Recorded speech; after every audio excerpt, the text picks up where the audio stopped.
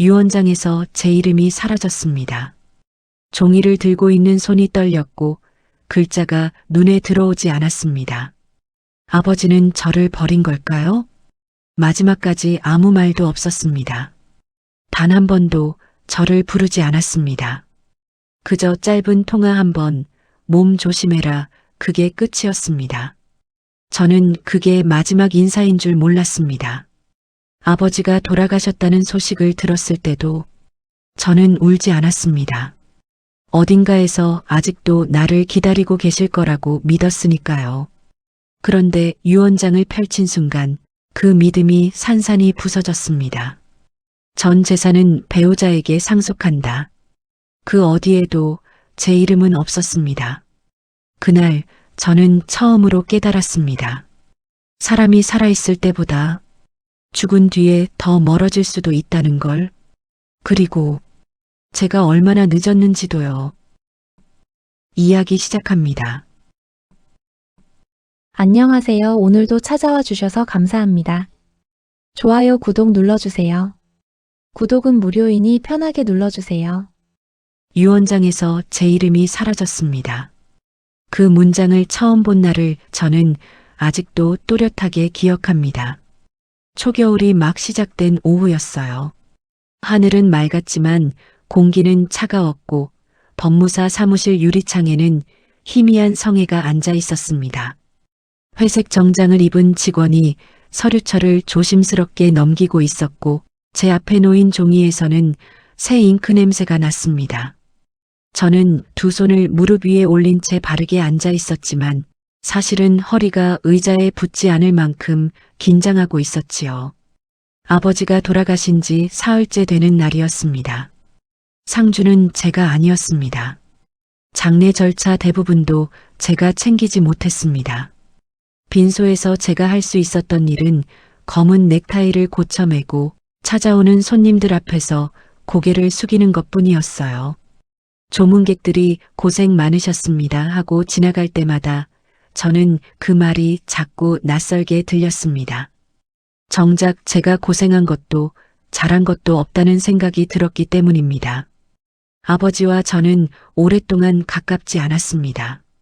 남들 눈에는 멀쩡한 부자지간으로 보였을 겁니다. 명절에 만나면 인사는 했고 생신이면 용돈도 드렸고 아프시다는 말이 들리면 병원비도 보태드렸으니까요. 하지만 그건 겉으로 보이는 이야기였지요. 속으로 들어가면 우리는 오래전부터 서로를 조심스럽게 대하는 사람들이 되어 있었습니다.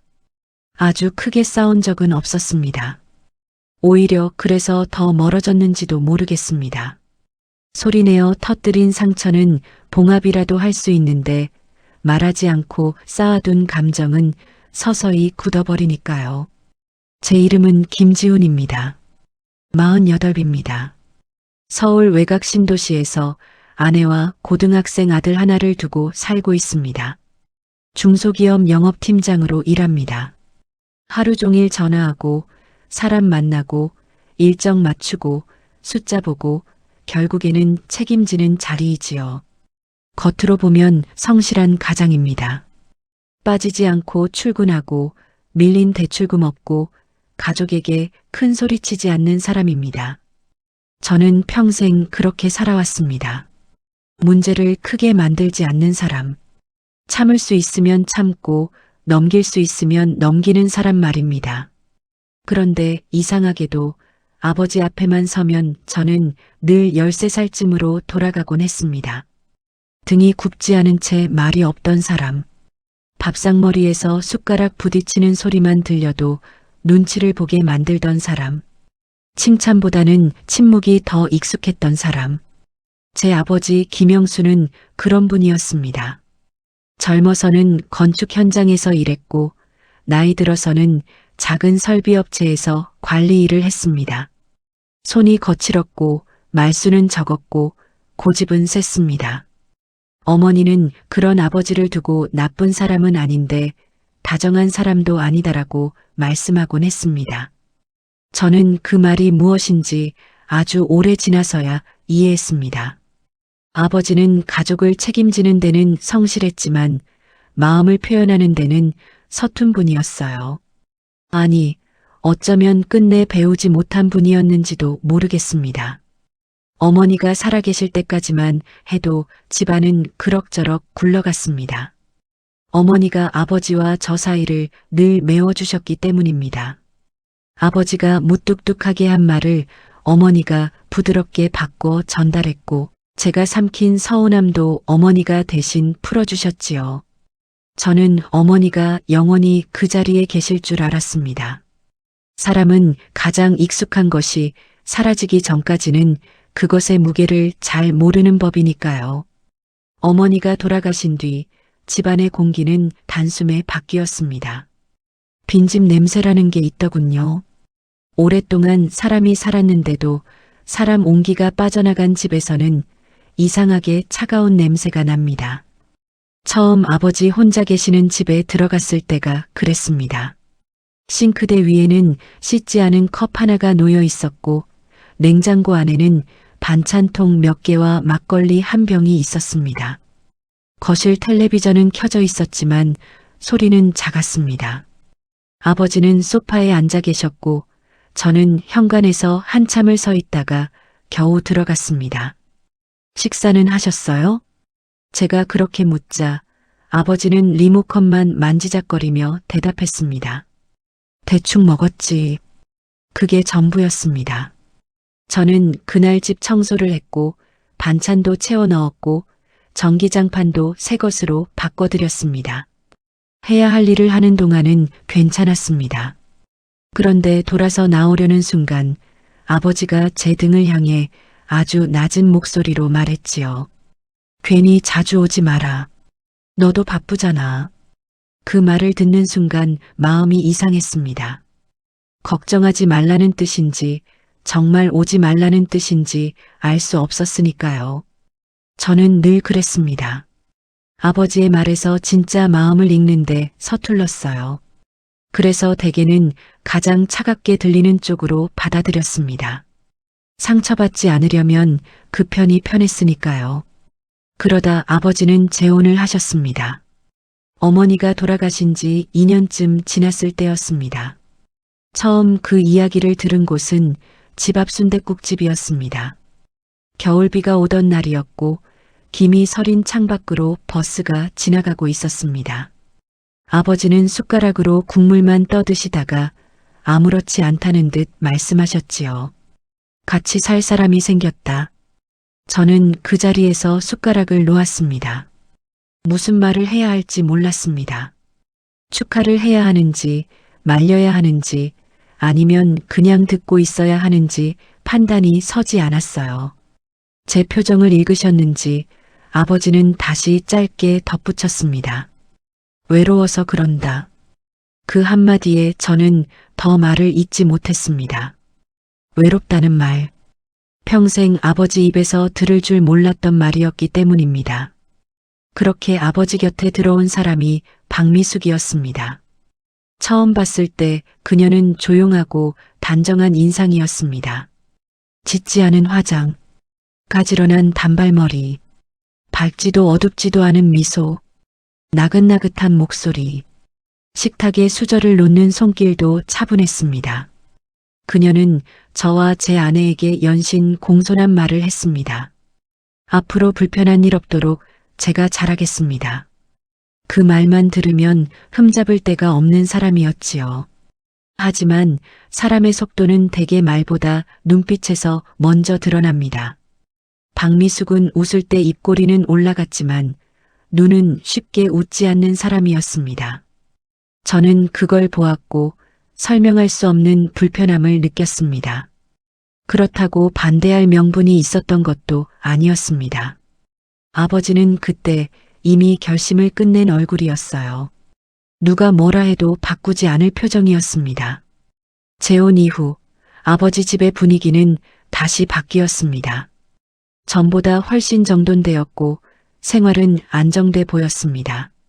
식탁에는 따뜻한 국이 올라왔고 빨래는 잘 개켜져 있었고 아버지 셔츠에서는 섬유유연제 냄새가 났습니다.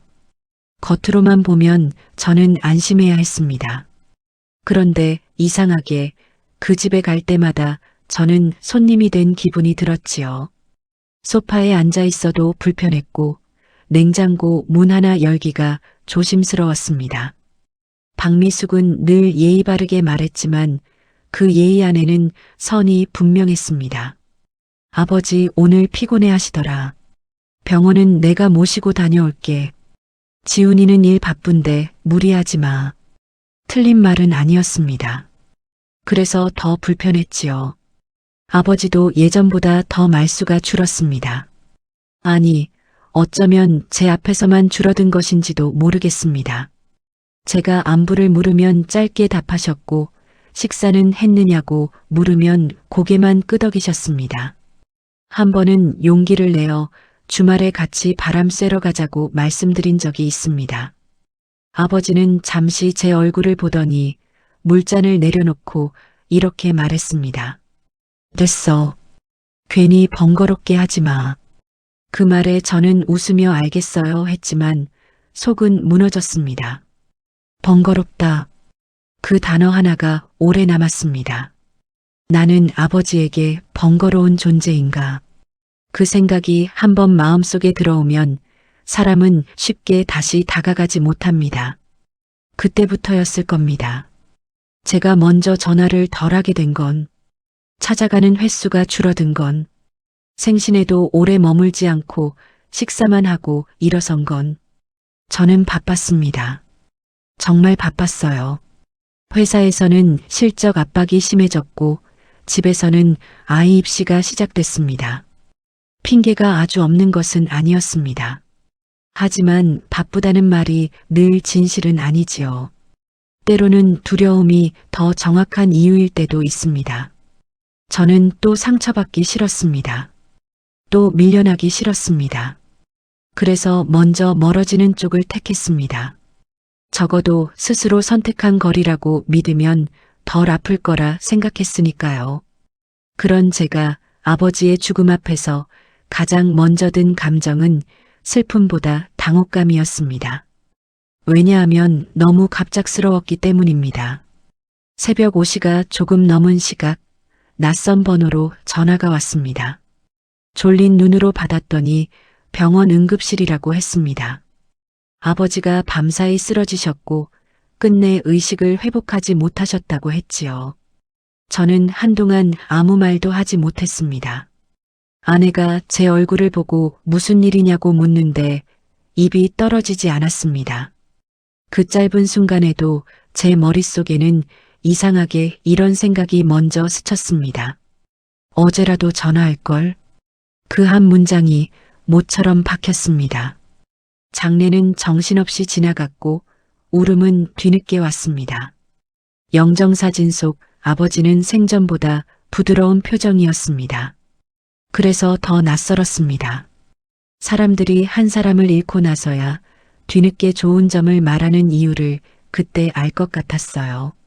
살아있을 때는 부딪히고 서운하고 해석하느라 보지 못했던 얼굴이 죽고 나면 이상하리만큼 선명해집니다. 그리고 장례가 끝난 뒤 저는 법무사 사무실에 앉아 있었습니다.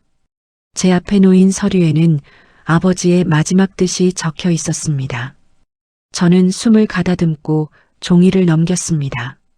창밖에서 겨울 햇빛이 비스듬히 들어와 탁자 모서리에 걸렸습니다. 박미숙은 제 맞은편에 앉아 단정한 자세로 손가락을 모으고 있었습니다. 표정은 읽기 어려웠습니다. 법무사는 마른 기침을 한 번 하고 차분한 목소리로 말했습니다. 고인께서 생전에 유언 공정을 해두셨습니다. 그때까지만 해도 저는 적어도 제 이름이 완전히 지워져 있을 거라고는 생각하지 못했습니다. 서운함은 예상했습니다. 불공평도 어느 정도는 예상했습니다. 하지만 삭제는 상상하지 못했습니다. 저는 아직 그 문장을 읽지 않았는데도 이미 심장이 이상하게 뛰기 시작했습니다. 무언가 나쁜 일이 시작되기 직전에는 공기가 먼저 달라지지요. 차갑고 얇고 사람을 조용히 조이는 공기 말입니다. 아버지가 재혼한 뒤부터 저는 그 집 현관문 앞에 설 때마다 이상한 긴장을 느꼈습니다. 예전에도 편한 집은 아니었습니다. 아버지는 원래 말이 적었고 집안에는 늘 조심스러운 침묵이 있었지요. 그래도 그때의 침묵은 익숙한 침묵이었습니다.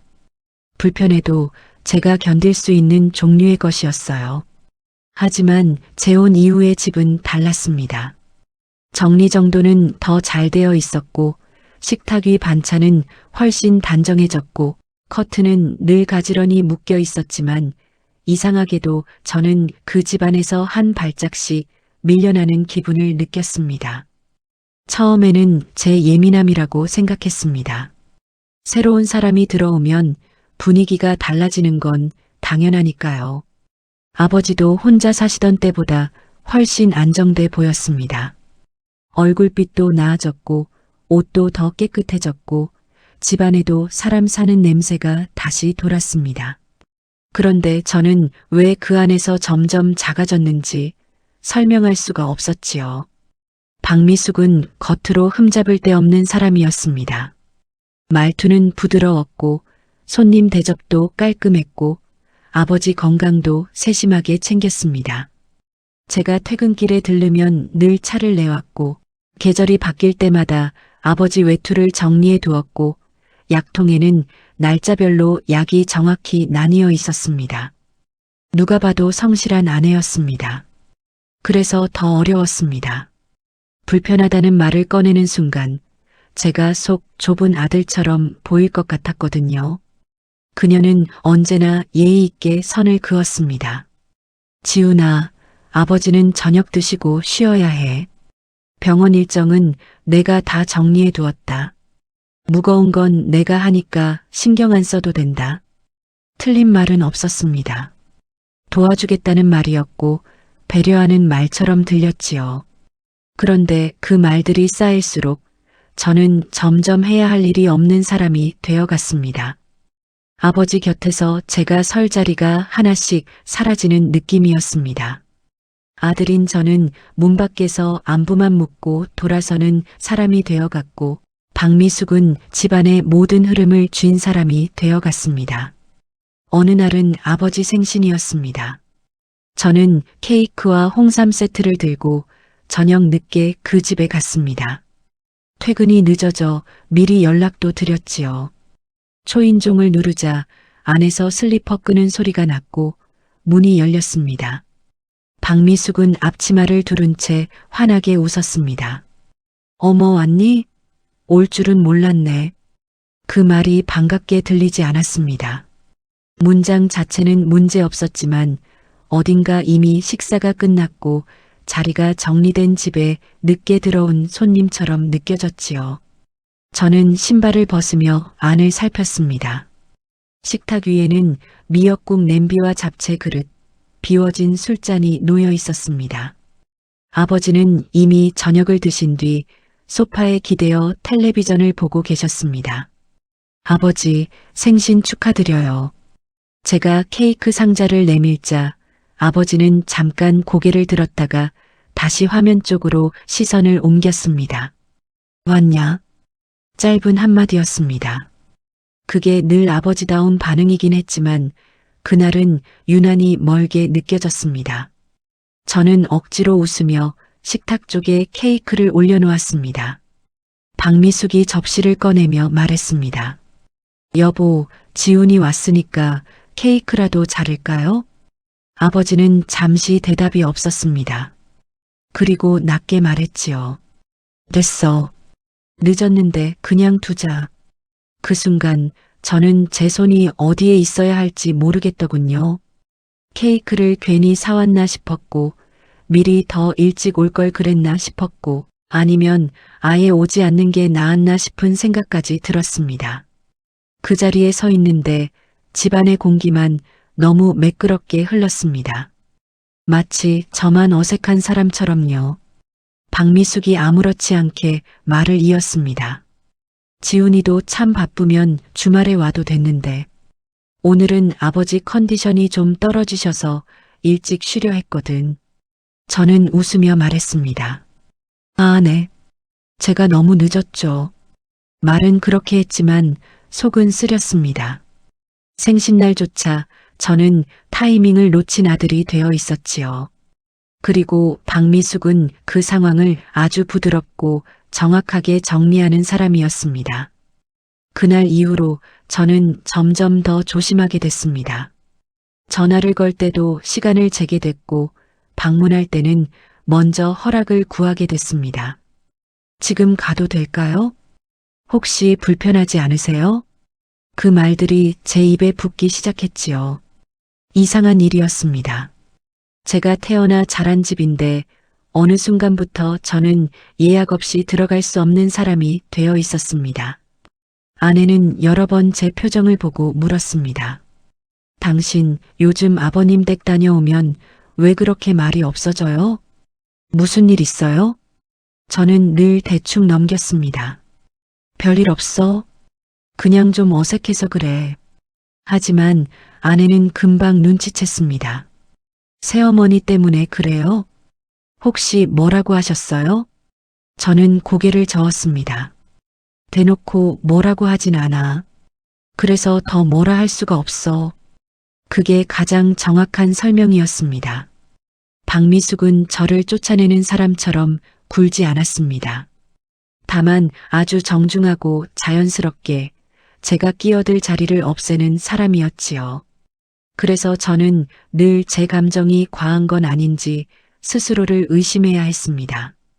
그 무렵 아버지는 부쩍 건강이 약해지기 시작했습니다. 큰 병은 아니었지만 혈압약과 당뇨약이 늘어났고 무릎도 자주 아프다고 하셨습니다. 예전 같았으면 제가 병원 예약을 알아보고 검사 날짜를 챙기고 입원이라도 하면 회사를 반찬해서 함께 갔을 겁니다. 그런데 박미숙은 그 모든 일을 먼저 처리했습니다. 병원에 모시고 가고 결과를 듣고 약을 받아오고 다시 정리해 두는 일까지요. 저는 사후 통보를 받는 경우가 더 많아졌습니다. 오늘 아버지 병원 다녀왔어. 큰 건 아니래. 혈액 검사는 내가 결과 듣고 왔어. 다음 주 정기검진도 예약해놨어요. 문자 끝에는 늘 공손한 마침표가 붙어 있었습니다. 그 문자를 볼 때마다 저는 감사해야 하는지 서운해야 하는지 알 수 없었습니다. 실제로 그녀가 하고 있는 일은 고마운 일이었으니까요. 하지만 그 고마움 속에서 저는 점점 아들의 자리에서 밀려나고 있었습니다. 한 번은 참지 못하고 아버지에게 직접 말씀드린 적이 있습니다. 그날은 일요일 오후였습니다. 비가 조금 오던 날이었고 거실 창문에 빗물이 길게 흘러내리고 있었습니다. 박미숙이 잠깐 마트에 간 사이 저는 일부러 아버지 옆 소파에 앉았습니다. 아버지는 신문을 펼쳐 들고 있었고 저는 손가락 끝으로 무릎을 몇 번 문지르다가 겨우 입을 열었습니다. 아버지, 왜? 병원 가시는 거 저한테도 좀 말씀해 주세요. 제가 시간 맞춰서 같이 갈 수도 있잖아요. 아버지는 신문을 반쯤 접고 저를 보았습니다. 그 눈빛은 여전히 읽기 어려웠습니다. 잠깐 침묵이 흘렀고 저는 더 조심스럽게 덧붙였습니다. 제가 아들이잖아요. 그러자 아버지가 낮고 단단한 목소리로 말했습니다. 내가 바쁘잖아. 괜히 일 빼지 마. 저는 숨을 한번 삼켰습니다. 그래도 말씀은 해주셔야죠. 저도 알아야 할 거 아닙니까? 아버지 표정이 아주 조금 굳었습니다. 미숙이가 잘 챙긴다. 괜히 일 크게 만들지 마라. 그 말에 저는 더 말을 잇지 못했습니다. 일을 크게 만든다. 저는 그저 아들 노릇을 하고 싶었던 건데 어느새 문제를 만드는 사람처럼 되어 있었습니다. 서운함이 목까지 차올랐지만 저는 결국 웃는 척하며 고개만 끄덕였습니다. 알겠어요. 그 한마디를 하고 나왔는데 비가 생각보다 차갑더군요. 주차장까지 걸어가는 동안 우산 끝에서 떨어지는 물방울이 구두 앞 코를 적셨습니다. 차 안에 앉아서 시동을 걸지 못한 채 한참을 있었지요. 유리창에 맺힌 빗방울 때문에 바깥 풍경이 흐릿하게 번졌습니다. 꼭 제 마음 같았습니다.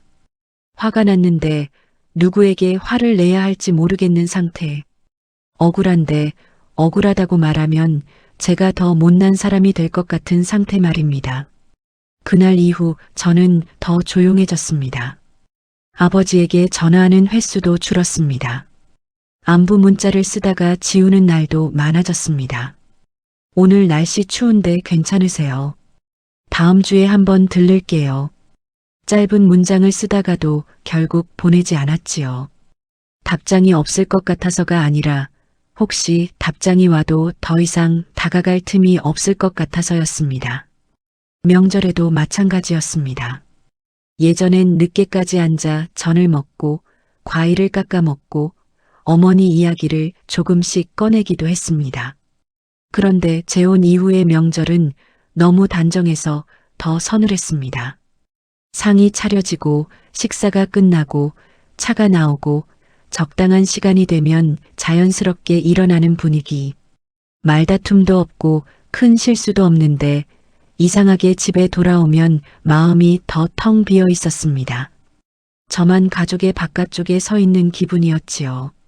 그러던 어느 날 작은 일이 하나 생겼습니다.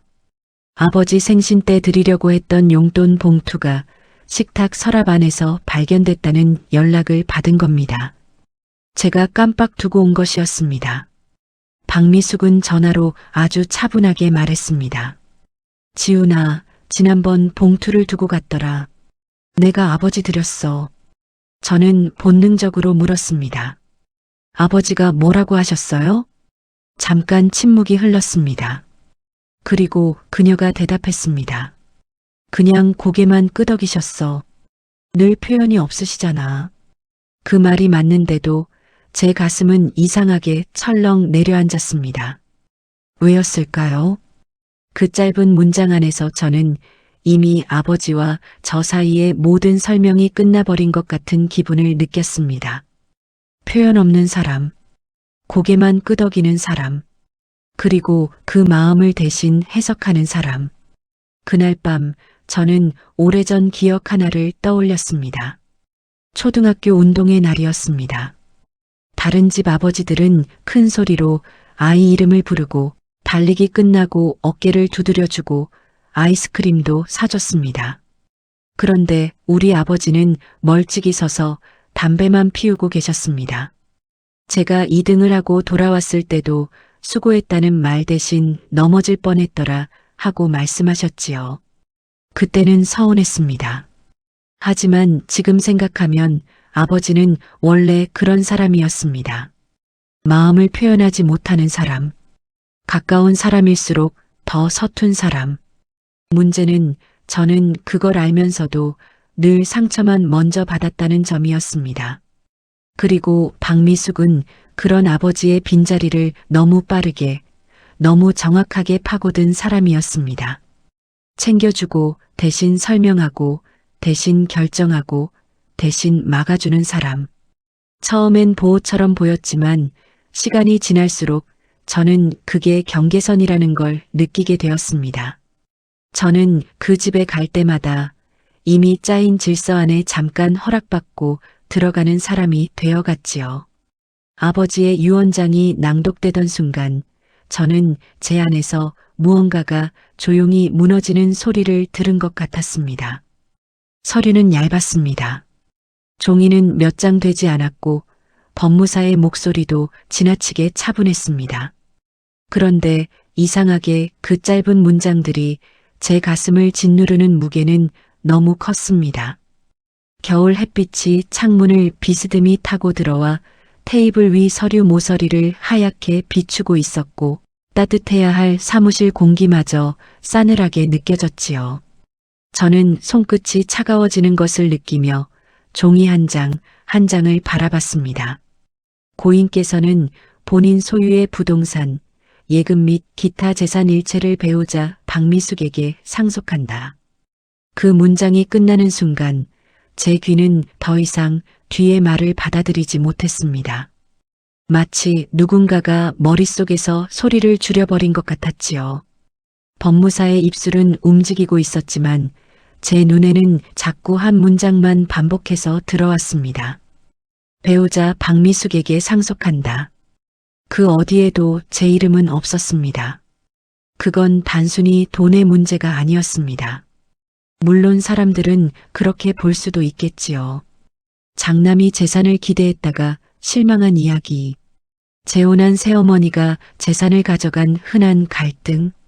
겉으로 보면 딱 그 정도 이야기로 보였을 겁니다. 하지만 제게는 달랐습니다. 그 한 줄은 아버지가 마지막 순간까지 저를 가족으로 인정하지 않았다는 판결문처럼 느껴졌습니다. 저는 입술을 한번 깨물고 천천히 물었습니다. 이게 전부입니까? 법무사는 안경을 고쳤으며 고개를 끄덕였습니다. 예. 고인께서 공증까지 마치신 유언장입니다. 법적 효력에는 문제가 없습니다. 그 말을 듣는 순간 제 목 안쪽이 바싹 말랐습니다. 저는 옆에 놓인 물컵을 집으려다가 손을 멈췄습니다. 괜히 떨리는 손을 들키고 싶지 않았기 때문입니다. 맞은편에 앉은 박미숙은 두 손을 가지런히 모은 채 아무 말이 없었습니다. 검은색 니트에 진주 귀걸이, 슬픔을 드러내기에는 지나치게 단정한 얼굴, 눈가는 붉었지만 표정은 무너져 있지 않았습니다. 그 모습이 제게는 더 견디기 어려웠습니다. 저는 결국 그녀 쪽을 바라보았습니다. 아버지가 정말 이렇게 하신 겁니까? 박미숙은 아주 짧게 숨을 들이켰습니다. 그리고 예상했던 것보다 더 차분한 목소리로 말했습니다. 그래, 아버님 뜻이셨어. 그 짧은 대답이 제 가슴을 찔렀습니다. 저는 더 참지 못하고 말을 이었습니다. 저한테는 아무 말씀도 없으셨습니다. 적어도 왜 이런 결정을 하셨는지는 알아야 하는 거 아닙니까? 그러자 그녀의 눈빛이 아주 미세하게 달라졌습니다. 슬픔과 피로 속에 숨어있던 단단한 무엇인가가 드러나는 느낌이었지요. 지우나 아버지 곁에 있었던 건 니야. 병원도, 약도, 식사도, 새벽에 숨 막힌다고 하실 때도 다 내가 있었어. 그 말에 저는 숨이 막혔습니다. 틀린 말이 아니었기 때문입니다. 하지만 맞는 말이 사람을 덜 아프게 하지는 않지요. 저도 모르게 목소리가 조금 높아졌습니다. 그래도 저는 아들입니다. 아버지 자식이라고요. 박미숙도 처음으로 바로 받아쳤습니다. 아들이었지. 그런데 언제 마지막으로? 아버지랑 오래 앉아서 얘기해봤어? 언제 마지막으로 먼저 찾아왔고? 법무사가 조심스럽게 헛기침을 했지만 이미 제 귀에는 아무것도 들어오지 않았습니다. 그 순간 사무실 안 공기는 팽팽하게 당겨진 줄 같았습니다. 저는 무릎 위에 올린 주먹에 힘을 줬습니다. 손톱 끝이 손바닥을 파고들었지만 아픈 줄도 몰랐습니다. 제가 안 온 게 아니라 갈 때마다 불편하게 만드신 건 그쪽 아닙니까? 박미숙의 표정이 굳었습니다. 불편하게? 난 아버지 편하게 해드리려고 한 거야. 아니요. 저를 밀어내셨죠. 항상 정중하게 말하면서 제가 들어갈 자리 없게 만드셨어요. 그 말이 끝나자 잠깐 정적이 흘렀습니다. 창밖으로 지나가는 차 소리만 희미하게 들렸지요. 박미숙은 저를 바라보다가 아주 낮고 마른 목소리로 말했습니다. 네가 그렇게 느꼈다면 그건 유감이네. 하지만 아버지가 늘 말씀하셨어. 지훈이는 바쁘다 괜히 부담 주지 말라고. 저는 그 말을 듣자마자 고개를 돌렸습니다. 더는 그녀 얼굴을 볼 수가 없었습니다. 그 말은 너무 익숙했으니까요. 아버지가 생전에 늘 하던 말. 바쁘잖아. 괜히 오지 마라. 신경 쓰지 마라. 저는 그 말을 아버지의 무심함으로 받아들였고 박미숙은 그것을 아버지의 진심으로 해석한 모양이었습니다.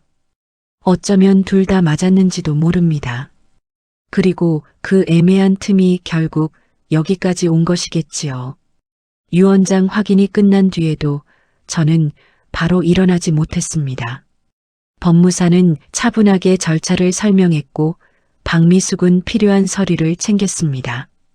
저는 그들이 주고받는 실무적인 말들을 멍하니 듣고만 있었습니다. 등기 이전, 예금 해지, 상속 신고, 사람이 평생 읽어놓은 삶이 죽고 나면 이렇게 몇 가지 절차로 정리된다는 사실이 서글펐습니다. 더 서글픈 건 그 절차 어디에도 제 역할은 없다는 점이었습니다. 사무실을 나왔을 때 바람이 차게 불었습니다. 하늘은 맑았지만 공기는 유리 조각처럼 날카로웠습니다. 주차장까지 걷는 몇 걸음이 이상하게 길게 느껴졌습니다. 차 문을 열고 운전석에 앉았는데도 바로 시동을 걸 수가 없었습니다. 양손으로 핸들을 잡고 한참을 앉아 있었지요. 눈앞 주차장 바닥에는 마른 낙엽 몇 장이 굴러다녔고 맞은편 차 유리에 햇빛이 반사되어 번쩍였습니다. 그런 사소한 장면들이 유난히 선명했습니다. 사람이 큰 충격을 받을 때는 정작 중요한 순간보다 주변에 쓸데없는 것들이 더 또렷하게 기억되는 법이니까요. 그제야 제 안에서 감정이 한꺼번에 올라왔습니다. 분노였습니다. 서러움이었습니다. 그리고 무엇보다 너무 늦게 찾아온 죄책감이었습니다. 저는 아버지를 미워해 본 적이 많았습니다. 어머니가 돌아가신 뒤 금세 재혼을 결정했을 때도 그랬고, 재혼 후 제게 점점 멀어지는 것처럼 느껴졌을 때도 그랬습니다. 생신날 케이크를 두고 가도 아무 말 없던 표정, 병원 이야기를 제게 알리지 않던 태도, 제가 조심스럽게 다가갈 때마다 괜히 번거롭게 하지 말아라고 선을 긋던 말들. 저는 그 모든 순간을 기억했고 상처로 간직했습니다. 그런데 지금 와서 생각해 보니 저는 그 상처를 핑계로 너무 쉽게 물러났습니다. 아버지가 먼저 다가오지 않는다는 이유로 저는 저도 모르게 아버지를 심판하고 있었습니다. 저 사람은 원래 저런 사람이다. 날 필요로 하지 않는다. 내가 가봤자 달라질 게 없다. 그런 말들로 제 마음을 정리한 척했지요. 하지만 그건 정리가 아니라 회피였을지도 모릅니다. 그날 차 안에서 저는 처음으로 제 자신에게 묻기 시작했습니다. 정말 나는 할 만큼 했나? 생신에 용돈 드리고 명절에 얼굴 비추고 가끔 건강식품 챙겨드린 것으로 아들 노릇을 다 했다고 믿은 건 아니었을까? 아버지가 무뚝뚝하다는 걸 누구보다 잘 알면서도 왜 나는 늘 먼저 이해받기만 원했을까? 왜 단 한 번도 아버지, 서운해도 저는 계속 올 겁니다라고 끝까지 버텨보지 못했을까? 그 질문들은 칼처럼 아팠습니다. 왜냐하면 대답을 알고 있었기 때문입니다. 저는 두려웠습니다. 계속 다가가도 끝내 거절당할까봐. 아버지가 정말로 저보다 새 가정을 더 편하게 여기실까봐. 그래서 상처받기 전에 제가 먼저 멈췄습니다. 그 선택이 지금 이 자리까지 저를 데려왔지요. 집에 돌아왔을 때 아내는 제 얼굴을 보자마자 아무 말도 하지 않았습니다.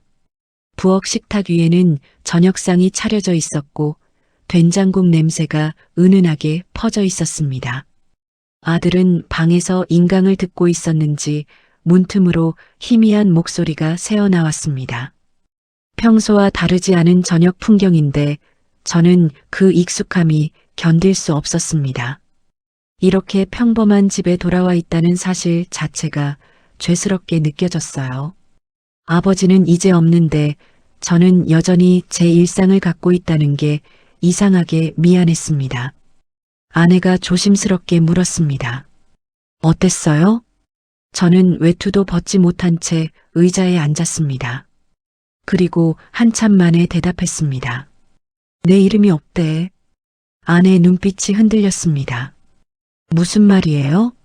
저는 웃지도 울지도 못한 얼굴로 중얼거렸습니다.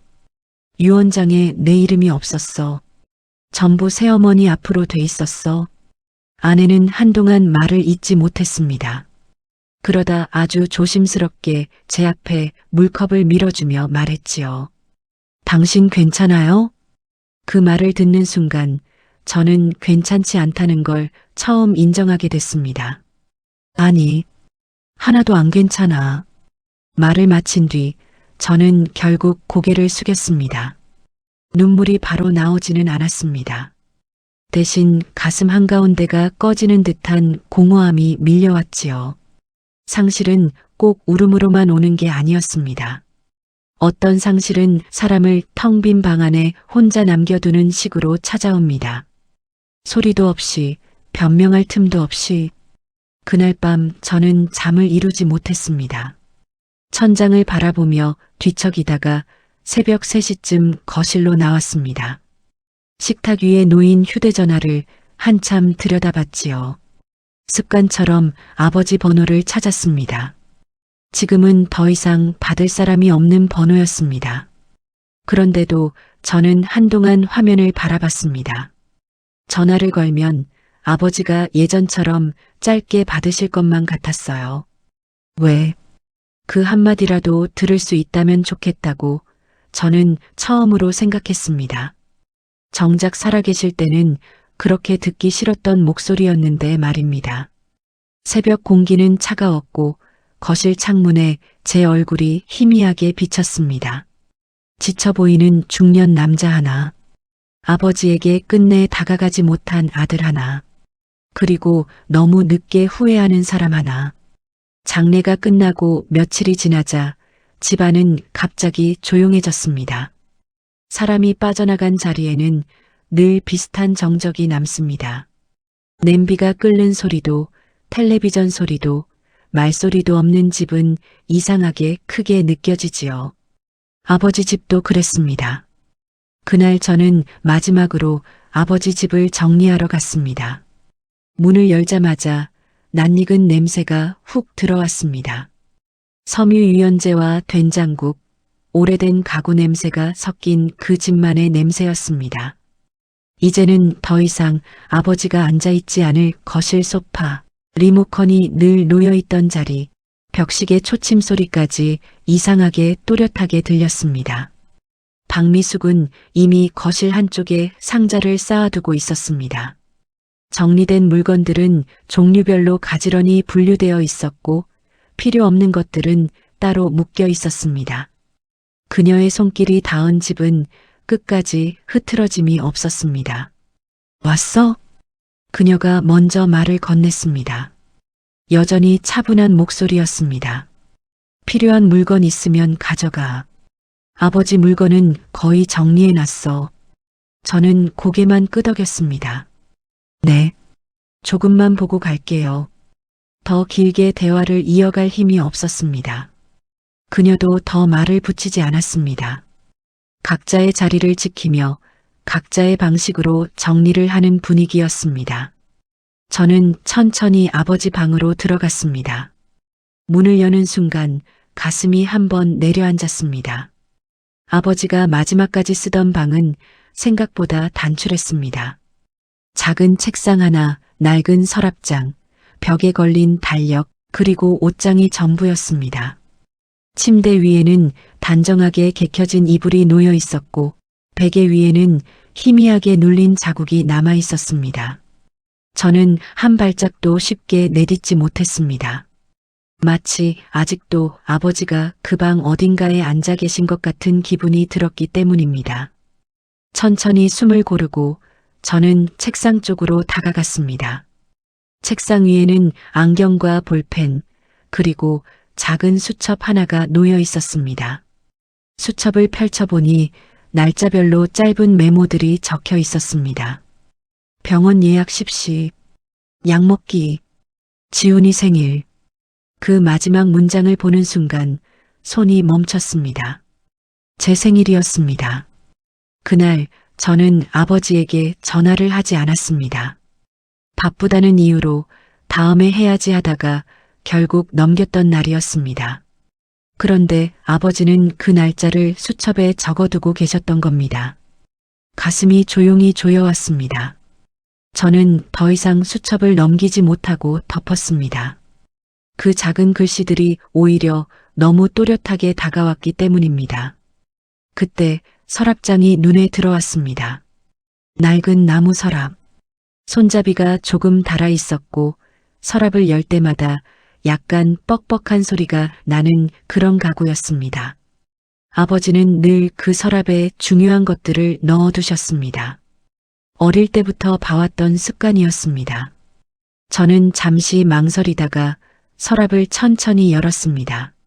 안에는 오래된 서류들과 봉투들이 가지런히 쌓여 있었습니다. 보험 서류, 통장 사본, 병원 영수증. 하나씩 넘기던 손이 어느 순간 멈췄습니다. 하얀 봉투 하나가 눈에 들어왔습니다. 다른 것들과는 달리 그 봉투는 서랍 맨 안쪽에 따로 놓여 있었습니다. 그리고 그 위에는 분명하게 제 이름이 적혀 있었습니다. 지훈에게.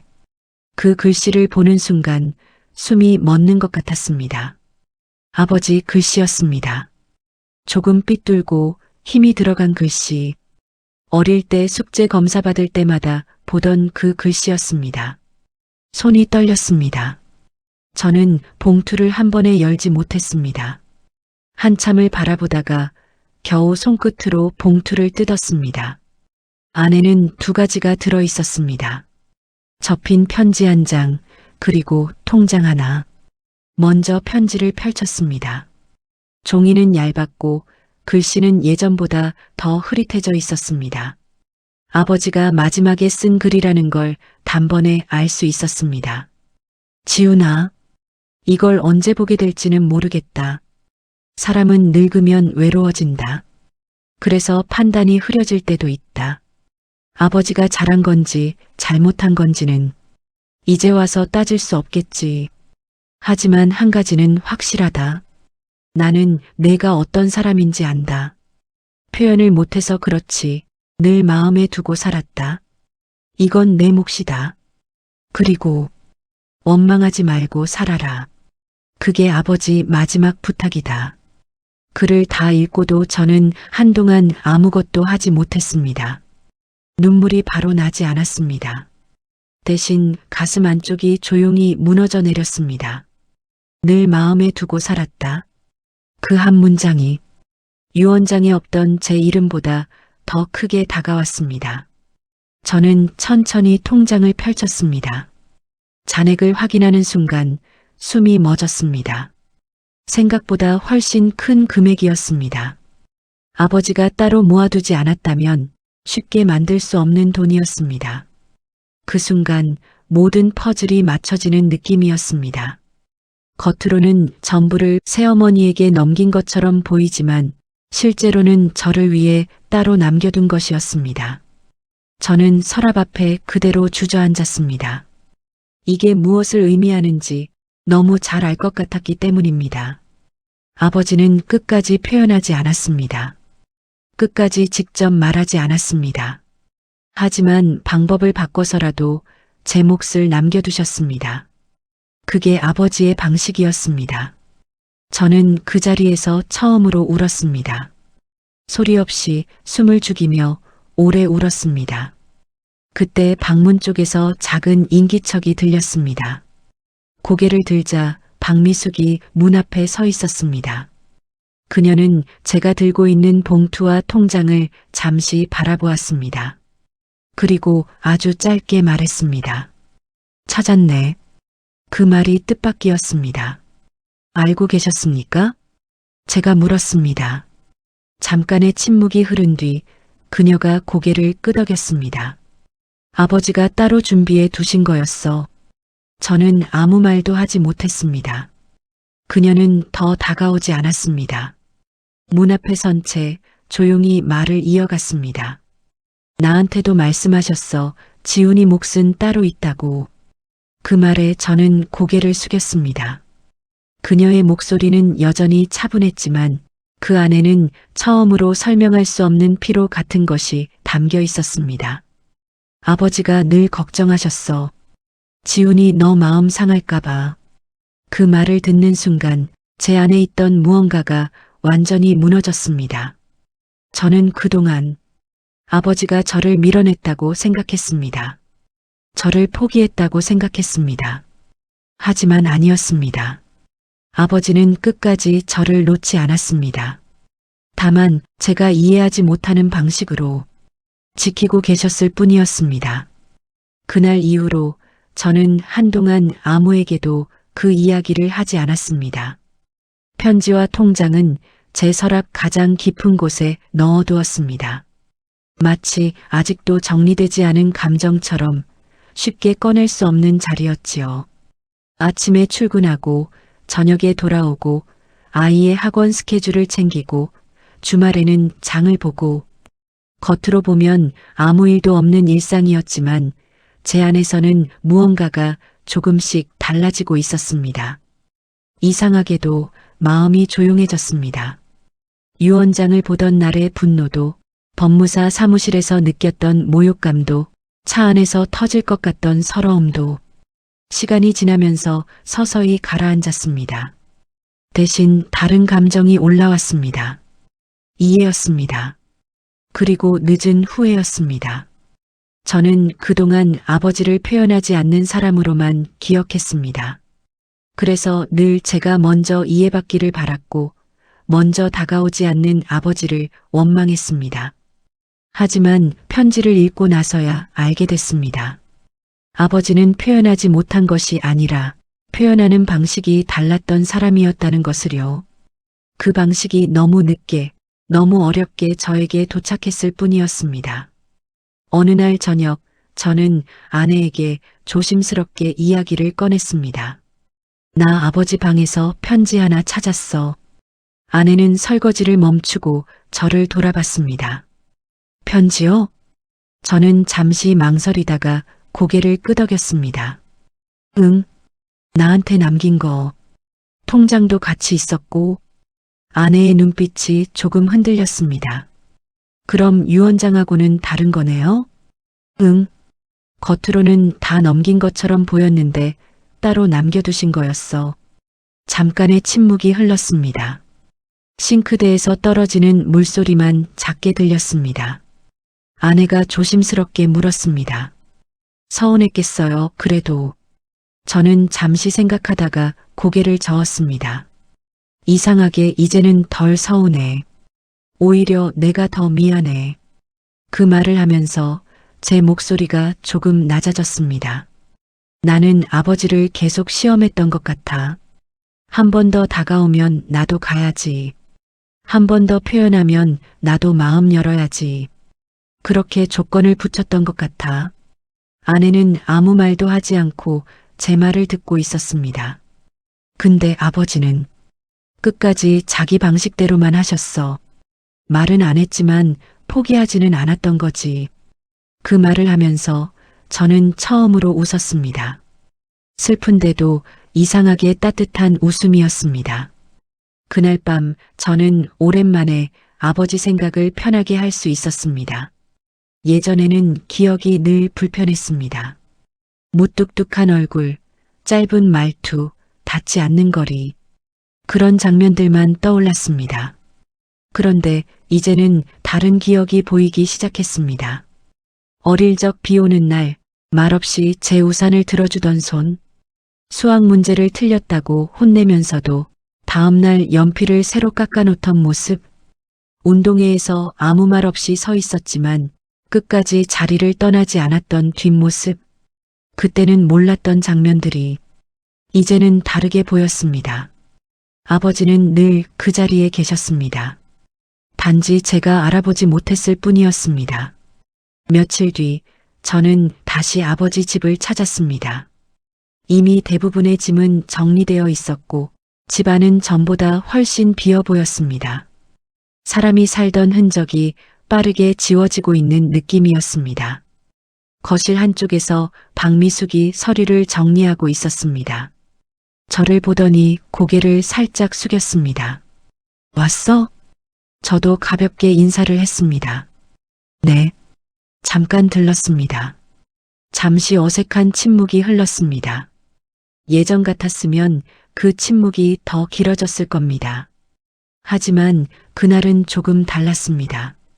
저는 먼저 입을 열었습니다. 그동안 고생 많으셨습니다. 그녀가 잠깐 놀란 표정을 지었습니다. 응?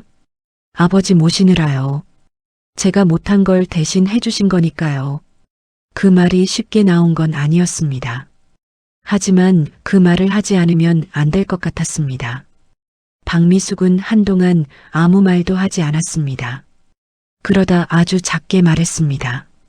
그렇게까지 생각 안 해도 돼. 저는 고개를 저었습니다. 아닙니다. 그녀는 잠시 시선을 떨구었습니다. 그리고 처음으로 아주 조금 지친 얼굴을 보였습니다. 아버지가 마지막까지 지훈이 걱정 많이 했어.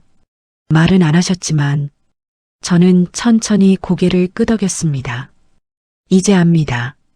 그 한마디를 하면서 제 마음이 조금 더 가벼워졌습니다. 더 이상 설명할 필요가 없었습니다.